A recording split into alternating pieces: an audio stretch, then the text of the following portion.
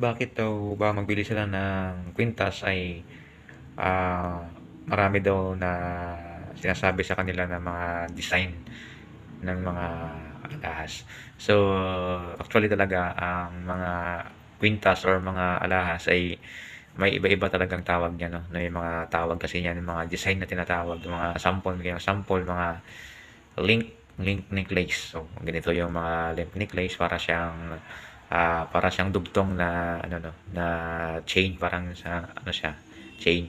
Tapos may mga rope necklace na tawag, may Damascus necklace, may twist necklace, may beads necklace, meron ding ano, mga palito na tinatawag nila. Tapos may Rolo necklace, foxtail necklace. So, marami ang talagang klase ng mga